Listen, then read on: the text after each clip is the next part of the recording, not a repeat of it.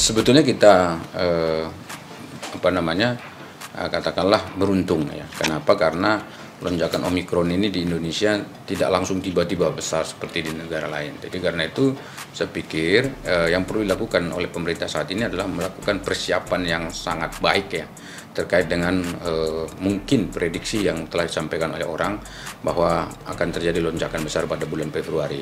Nah, karena lonjakan yang ditimbulkan oleh Omikron ini sebetulnya ini berbeda dengan varian-varian sebelumnya, dan ini sangat dahsyat sekali. Di Inggris saja itu bisa sampai mencapai 146.000 satu hari. Kemudian di Australia itu per negara bagian bisa 10.000 per hari. Itu per negara bagian dikali berapa negara bagian, dan itu berarti luar biasa dahsyat. Nah, di Indonesia walaupun ya kita doakan jangan terjadi, tetapi tentu kita harus mengantisipasi. Sehingga dengan demikian ada kewaspadaan yang betul-betul disiapkan oleh pemerintah. Apa yang perlu? Pertama tentu kita siapkan fasilitas kesehatan. Jadi seluruh rumah-rumah sakit kita, fasilitas kesehatannya, alat-alat kesehatannya itu dilengkapi. Kemudian yang kedua, obat-obatan yang terkait dengan pengobatan ya, untuk agar orang tidak betul-betul sakit ya akibat penyebaran virus ini. Kemudian yang ketiga tentu tenaga medis kita itu semua harus terampil, kemudian harus siap, kemudian energinya harus benar-benar baik begitu. Dan kemudian yang keempat, kita juga harus siap untuk mengedukasi dan memberikan informasi yang baik kepada seluruh masyarakat, sehingga masyarakat ini bisa mengikuti saran dan nasihat pemerintah, terutama dalam rangka menerapkan protokol kesehatan, misalnya 5M, kemudian pemerintah melaksanakan 3T misalnya seperti itu. Dan saya kira ini harus dari waktu ke waktu tentu perlu kita galakkan.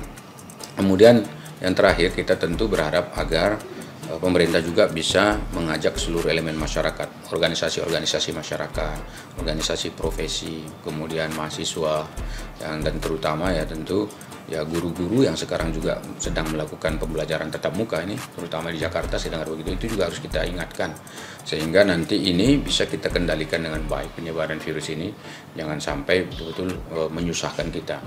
Dan kalaupun misalnya nanti suatu waktu ini rumah sakit penuh, kemudian tenaga medisnya dan lain sebagainya itu katakanlah sibuk untuk mengurus yang sedang dirawat di rumah sakit dan rumah sakitnya nggak muat lagi, dan itu pernah terjadi ya pada waktu varian Delta.